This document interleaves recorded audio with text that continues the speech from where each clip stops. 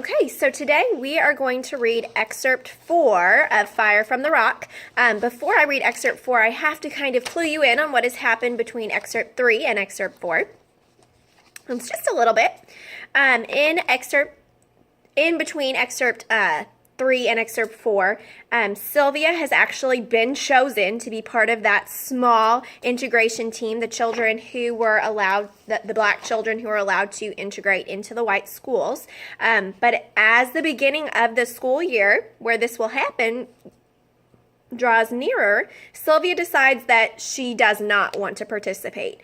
She knows that it may be dangerous to her and her family, and she has just decided that it's not worth it for her. She would rather stay with her other black schoolmates and attend Horace Mann, and her and Reggie, of course, stay together, and things progress as they would have had she not integrated. Okay, so Excerpt 4 in your Fire from the Rock booklet, please. Not that I've heard of. It's like the governor is creating a monster, and it's getting bigger and stronger every day. Later that evening, the monster grew uglier and more frightening. And they mean like the situation of integration has grown into this big monster of an issue. Sylvia and her family watched in silence as the governor came on television and announced that he had called out the National Guard to prohibit the 9 black students from entering Central High School.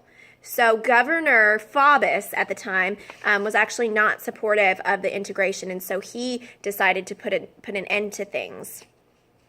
He said that he had received warnings about caravans of automobiles filled with white supremacists, which were headed toward Little Rock. So those are people that really are not welcoming of anybody who's not white and Christian, and they are coming to Little Rock to possibly hurt those students or cause riots.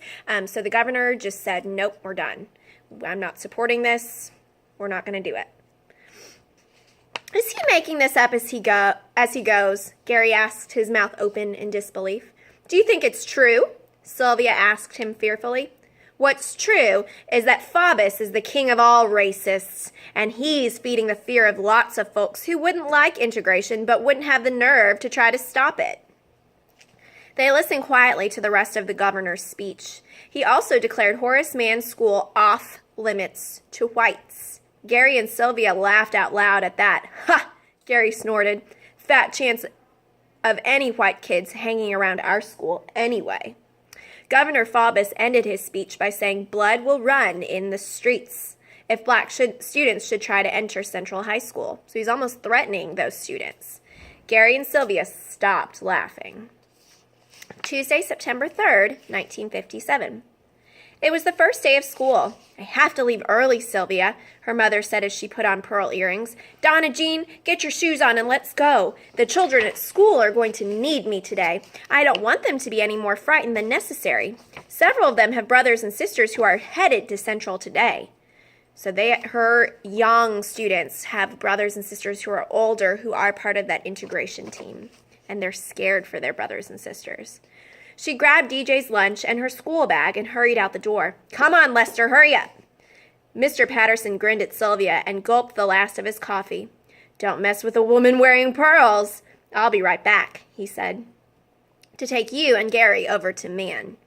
Gary, already dressed, sat in the living room mesmerized by the events unfolding on the television screen. Come here, Sylvie, he said. You're not going to believe this. Sylvia flopped down on the sofa, careful not to wrinkle her new dress, and watched in amazement while the camera panned the vastness of Central High School, huge and imposing, taking up a whole city block. It looks like a castle or a fortress, all brick and brown and solid. Yeah, like something out of a history book, Gary said, which is kind of funny now because it is in a history book. Sylvia shuddered because today, on the front steps and in front of the huge front doors, stood soldiers dressed in dull green. It's like watching a movie, Gary, Sylvia said in sad horror, only this is very live and very real, happening right here in Little Rock, just a few blocks from our house. I want to be out there with them, he replied passionately. I want to stand up for my people, fight for my rights. Gary, she shrieked, they've got guns. Yeah, they do. with real bullets. Who are they going to shoot? The kids who try to integrate or the protesters? So they don't know if those guards are there to protect the black students or if they're there to keep the black students away. I have no idea. Hundreds of white students nervously approached their school with what Sylvia knew was more than the normal worries about the first day of the school year. Instead of the usual noise and laughter that you'd expect from teenagers, it was eerily silent. But every single white student entered the front door with no problem. So the guards are letting the white students by. Where are the Negro students? Their father asked when he returned. We haven't seen any yet, Gary told his father. Mr. Patterson, instead of rushing Gary and Sylvia to school, sat down in the living room and watched the unbelievable scene with them. A reporter stopped a few students and interviewed them as they climbed the steps to enter the building. What do you think about the National Guard being at your school? A female student was asked. I think they're cute, she replied. It's exciting they're here, and it makes me feel safe. What do you think about the integration? The reporter asked a young man. I think it's fine, but I think the coloreds are rushing it too much. They should wait until next year. By then I'll have graduated. He laughed and walked into the building. A dark-haired young woman walked up the steps next. Sylvia gasped as she recognized the girl immediately. Daddy, it's Rachel Zucker. Wait till she finds out she's been on television. She'll be so excited. Do you have any comments to make on this historic day? The reporter asked Rachel, thrusting the microphone in front of her. I would like to see a world where no hatred exists, she said clearly. She then marched past him. Ha! Gary laughed. I bet that reporter didn't like her answer. He had no idea what Rachel's been through in the past few weeks. I'm proud of her, Sylvia said.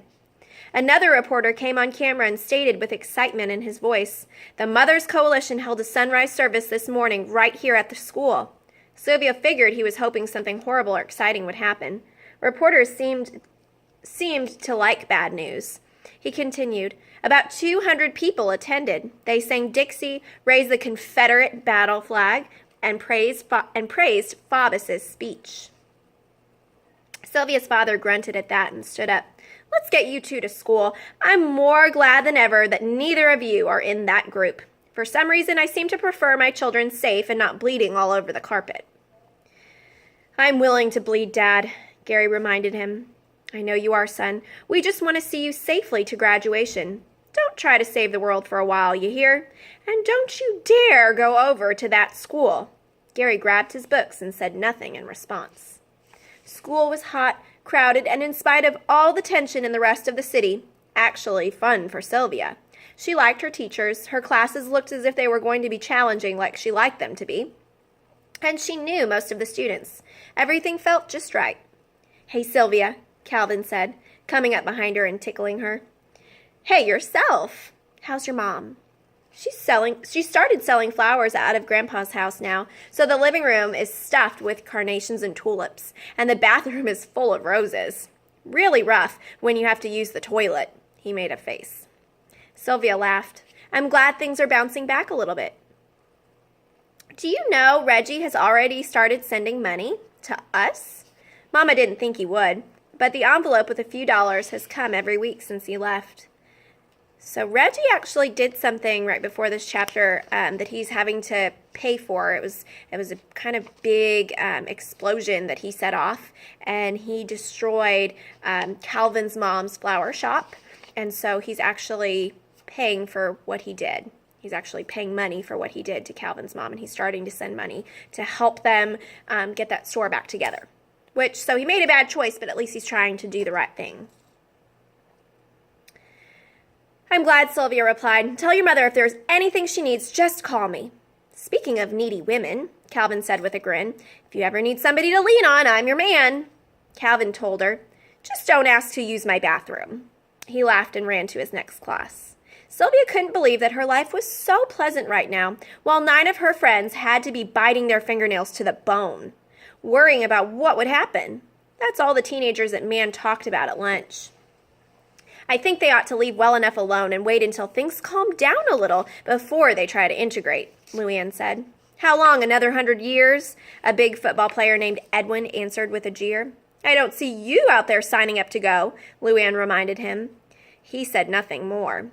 White folks always get what they want. It's going to get ugly out there if those 9 kids try to buck the governor, a girl named Lizzie said. You get the idea. The 9 of them are being used by the political folks, Luann asked. I feel sorry for them, Candy Castle said. She wore a surprisingly simple navy blue dress that was not tight or revealing. Maybe she's changed, Sylvia noted. I'm scared for them, Sylvia said quietly. Most kids murmured in agreement. Are you glad you're no longer on the list? Luann asked Sylvia. A little. Sylvia's stomach churned. I feel guilty, though. Like I gave up. Not on me, but on them. Well, it starts tomorrow, Luann said. Miss Daisy is a friend of my mother, and she told her they would finally try tomorrow. Are the soldiers there to help them go in or keep them out? I think the governor plans to keep them out, Luann replied solemnly. Wednesday, September 4th, 1957. Donna Jean has a bad cold, Sylvia Fay. Do you think you could stay home with her today? Mama, Sylvia protested. It's the second day of school. No fair. She's sneezing. She's got a temperature, and I just can't stay with her, not today. You know I never ask you to do this, but it's an emergency. What about Gary? He left early, and your father has a prayer meeting with the rest of the preachers in town. I gave DJ a couple of baby aspirins, so she'll sleep most of the morning. Just fix her some soup a little later on. You're my right hand, Sylvie. Her mother kissed her on the forehead and hurried out the door. Sylvia sighed with resignation. Well, there goes my perfect attendance award, just when classes are started, and I don't want to miss one single thing. She fixed herself a bowl of oatmeal and settled down in front of the television to see what was happening at Central. The doorbell rang just as the news crews were beginning to broadcast. Sylvia was surprised to see Aunt Bessie. Your mother called and told me DJ was sick. She made me stay home with her, Sylvia replied grumpily. If I had known you were coming, I could have gone to school. Well, your mother knows I never close the shop, but nobody is going to come in to get their hair done today. It's not safe to be on the streets of Little Rock. I came to see if you needed a little company. She sat down on the sofa with Sylvia and watched the news reports. This is an awful big crowd of white people standing outside the school, Sylvia said. They look pretty angry. Don't these folks have jobs? Aunt Bessie asked. They look like they're just waiting. For what? Sylvia moved closer to her aunt. I'm glad Aunt Bessie is here with me. For something to happen? For the colored kids to dare to show up? Bessie replied ominously. Sylvia watched the scene intently. The white kids seemed to be going in the building with no problem. Oh, look! The crowd is moving. What's happening? It's like a giant white beast moving in to attack. It's one of the colored kids. Poor baby. It's Elizabeth Eckford, Sylvia exclaimed. She's all alone. Where are the other 8? She walked alone down that long sidewalk in front of the school, up to the steps that led to the front door. She walked with her head held high, slowly, deliberately. Dressed neatly in a white dress with black trim, she walked looking neither to the right nor to the left. She wore dark sunglasses. Lord help her, Bessie whispered. Why is she all by herself? Sylvia watched, fascinated and horrified. She's getting closer to the door. There's some white kids in front of her. They're going in with no problem. The guardsmen are letting them by. She's going to be okay. Sylvia rose to her feet. They're crossing their guns. I don't believe this. They're not going to let the child get past them. Aunt Bessie was screaming at the television screen. I thought the guards were there to protect the Negro kids. It was clear Elizabeth was frustrated. She tried several times to get past the guards. The last time she tried, they pointed their bayonets at her. They're pointing guns at her! Are they going to shoot a teenager on live television?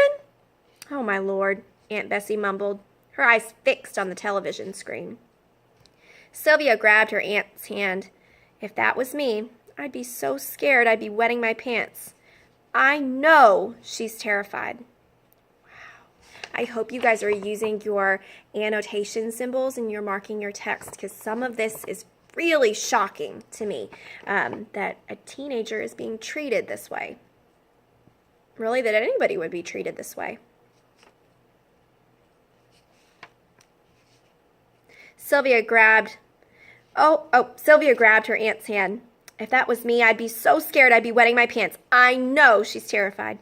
Elizabeth turned then, glanced around to see what she should do, or to look for help, perhaps. And all that stood in front of her was a sea of angry white faces. She walked slowly down the steps, and as she got closer to what was now a mob, they grew fierce. Sylvia started to cry as she watched. "Oh, Aunt Bessie, a lady's spitting on her." "She's all alone," Aunt Bessie moaned. "They're calling her names. How can grown-ups do that to a kid?" Tears streamed down Sylvia's face. Elizabeth walked slowly and silently. It was unbelievable. "Get her! Lynch her!" Aunt Bessie repeated the words in whisper, disbelief as she heard them on the screen. "Get a rope and drag her over to this tree. Let's take care of this. I'm not going to say that word. Now." She gulped and looked at Sylvia. How can this be happening? The faces of the people in the mob were distorted with hatred. Through it all, Elizabeth said nothing, but walked slowly toward the bus stop across the street. Aunt Bessie, she's trembling. She can't stop shaking. Won't somebody help her, please? The cameras kept losing her in the crowd, but Sylvia could see Elizabeth and had finally made it to the bus stop. The mob jeered and cursed. "Oh, look! Somebody's going to help!" One sane person in a sea of crazy people. A white woman approached Elizabeth, sat down next to her at the bus stop, and put her arm around her. When the bus arrived, she helped her get safely into a seat. As the smoke from the bus exhaust filled the air, the cameras were left to film only the filth and nastiness left behind. Sylvia ran to the bathroom and threw up. She's probably so sick because she knows that could have been her. Thursday, September 5th, 1957. It turns out the other 8 students showed up at another door of Central High yesterday. They were turned away and asked to leave. Elizabeth, who had not received the message about when and where to meet yesterday, had arrived at the school building without the others, which left her unprotected and at the mercy of the mob. Her picture is on the front page of today's paper, probably every paper in America, Gary says. People from the neighborhood have been in and out of the house all day, offering advice or encouragement or opinions. No one, not even me, seems to have talked to any of the 9, as they are now being called. They are not answering phone calls or coming to the door. The entire colored community is upset. Some think we ought to quit and not try anymore, while others want to rush out and fight all the white people. I've been trembling and nauseous all day. I keep thinking about Elizabeth, praying for her, understanding only a tiny portion of her pain. If I had been in her place, I don't think I could have been so brave. I know I couldn't have. It's quiet at Central today. I heard none of the 9 will be going to school anywhere today. I wonder how they feel. Friday, September 13th, 1957. Today is Friday the 13th. The old folks say it's a day of bad luck, but I don't see how much worse it can get here. All the kids I know are going to a school in Little Rock, except for the 9 Negro students who want to go to Central High. They sit in limbo, waiting for a decision for safety. Everybody has an opinion, although only white opinions are printed in the newspaper. There's all kind of political stuff going on, some of which I don't understand. The governor huffs and puffs and makes public statements about how proud he is to be from Arkansas and how he's not going to let the president tell him what to do. Judges are saying integration must happen. Politicians are saying it will not. Good old Governor Faubus went on television again tonight. He's demanding that the federal government halt its demand for integration. Can a governor do that? I thought everybody had to obey the president. The reporter said that because of a court order, Governor Faubus had removed the National Guard from the front of Central and replaced them with Little Rock police. After guns and helmets and bayonets, he's using our little police force? I stared at the TV screen in disbelief. Has the governor seen our cops? They're fine with 1 or 2 robbers or burglars, I'm sure. But a mob? So she's saying the National Guard can handle it, but the little police force in Little Rock, probably not. Monday, September 23rd, 1957. Today's the day, Sylvie. They're going in, and I'm going to watch it happen. You want to go with me? Gary asked, his voice a challenge. They stood in front of Mahan High School waiting for the bell to ring. You want me to skip school? Sylvia asked him incredulously. You scared? Mama will kill me. So stay here and watch it on the evening news. I'm leaving now. See you at home. He started to walk away. Wait, Gary. Sylvia had never done anything like this in her life, but maybe it was time to grow up. I'm going. Let's go, Sylvia said. She didn't look back as they hurried down the street. Crowds of white people roamed the streets, aimlessly throwing rocks and bottles at homes in the colored neighborhoods. Most of the houses there had their curtains drawn. Gary led Sylvia carefully around the crowds and headed to the home of Daisy Bates. She gave Sylvia a big hug and did not seem surprised to see her. The 9 students were sitting in 2 cars in front of her house. They did not wave. I'm getting ready to drive them to school. There's a carload of Negro reporters with us. You two want to come? Sylvia nodded enthusiastically. You can ride with the reporters. Miss Daisy hurried down the steps. As they got close to Central High School, Sylvia saw what seemed to be thousands of angry white people in front of the school, getting more riled up by the minute. Even the air, Sylvia sensed, seemed like dry timber, ready to burst into flame from any spark. Terrified, heart-trembling, Sylvia pressed her forehead against the coolness of the car window, watching the hysteria build. The driver parked and the reporter cameras and notepads in hand, hopped out. Sylvia and Gary stayed in the car, in front of the school this time, instead of National Guardsmen or local Little Rock police. Those cops look really scared, Sylvia whispered, her voice echoing the looks on their faces. They've got reason to be. That crowd could stomp them if they wanted to. Look, Sylvia exclaimed. They're getting in the side door, finally! She watched as the 9 students, Elizabeth not by herself this time, scurried through the side door, police officers flanking them, so they're surrounded in police officers. But someone in the crowd spotted them as they entered and yelled, They're in! I'm not using that word, are in! By the way, that's never a word to be used. Please do not use that word even though you see it in our text. And we've talked about that, how the author makes choices to get their message across in a strong way. But this is a word that I will not use, even if it's in the text. Gary, they're going to mob the door, Sylvia cringed. The crowd moved as one being in the direction of the door. Sylvia could hear white mothers yelling to their children, Come out! Don't stay in there with those... Come out of here rather than breathe their air. Are any kids coming out? Sylvia asked. She had huddled down. Only a few looks. Only a few. Looks like they're just going for a new way to skip class. Then Gary cried out, Sylvia, they're attacking the colored reporters with rocks and bricks. Open the door. Here they come. This car has no protection against a mob. Suppose they attack us. Sylvia envisioned herself being bandaged on her mother's sofa this time. Heads bloodied and cameras broken, 2 of the reporters ran back to the safety of the car, where Gary and Sylvia crouched low in the back seat. Are you okay? Sylvia asked quietly. Blood trickled onto the car seat. We're fine, one of the reporters said breathlessly. But we don't know about the 9. Sylvia wasn't sure when everybody started referring to them as the 9, but the names seemed to have stuck.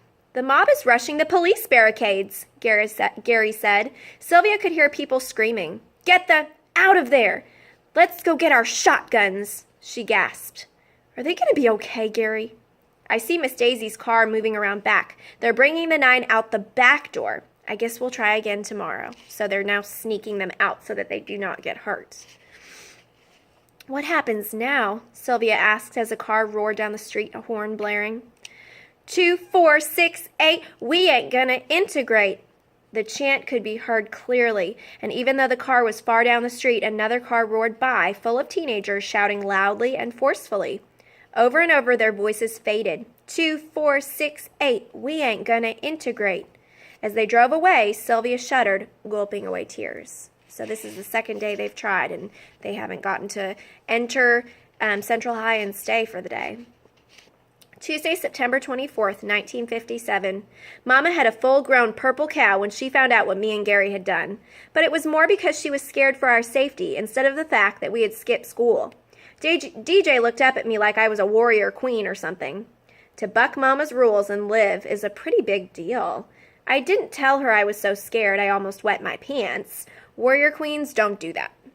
Nobody went to school today, not even those of us who go to the Negro schools. Parents were afraid to let their children out of their sight. And last but not least, the excerpt 5. In the next few months, Little Rock, Arkansas saw angry demonstrations as well as weekly prayer services for peace. The 9 students bravely went to school each day, undergoing all kinds of abuse in the halls of Central High School. They had food thrown at them, acid thrown on their clothes, their lockers were vandalized, and their books stolen. They were pushed down steps, bullied in the halls, and called horrible names every single day. Through it all, they endured. The government and the politicians encouraged those who persecuted the 9 students at Central High School, so they were telling them to keep doing bad things to them. He tried actively, but unsuccessfully all year long, to have the 9 removed. Few of the students who tormented the 9 were ever prosecuted for their actions. The federal troops were gradually withdrawn as the school year progressed, and National Guardsmen under the authority of the President of the United States were assigned to protect the 9 inside the school. Fun fact, Bryce's grandfather was one of the National Guardsmen who protected the Little Rock 9 the second time around. So, might be able to get some information from him, but he hasn't been doing so well lately. As of late, he had some heart surgery, so hopefully I could get some information for you guys. But they could not be inside classrooms or bathrooms or gym locker rooms where much of the abuse took place. So places that were kind of private, they tried to keep them out of so that they were safe and constantly watched. Eventually, the National Guardsmen were also removed, although the torture and persecution never ceased. In December 1957, Minnie Jean Brown was suspended from school for spilling chili on 2 white students who had been harassing her. 1 down and 8 to go was the chant heard in the halls. Minnie Jean was finally expelled in February 1958 for fighting back. She moved out of Little Rock. As the early part of 1958 progressed, tensions mounted and the harassment of the 9 increased. "Open season on coons" was typed on cards that were distributed at Central. In spite of it all, Ernest Green became the first black student to graduate from Central High on May 25, 1958. He was told not to show up, threatened with violence if he participated in the ceremonies, but he joined 600 other seniors to graduate. Federal troops and city police were on hand, but the event went off without incident. In an interesting side note, Dr. Martin Luther King Jr. attended the ceremony almost completely unnoticed. In July 1958, Governor Faubus was elected to a 3rd term. "I stand now and always in opposition to integration by force and at bayonet point," he said. In August, he called a special session of the state legislature to pass a law allowing him to close public schools to avoid integration. So he's closing all the schools in Little Rock. On September 15, 1958, Governor Faubus ordered all of Little Rock's high schools closed. They stayed closed the entire school year of 1958 to 1959. Those students, both black and white, who were unable to find an alternative, lost 1 entire school year. After much political wrangling, the schools reopened in September 1959. All of them integrated. Governor Faubus finally gave up. Sylvia Fay and her family are fictional, but the 9 students who integrated the school are very real. And so within the next few days, we are going to learn about some of those real characters and actually meet some of those people through interviews and different research methods. So prepare to learn how this historical fiction piece came to be.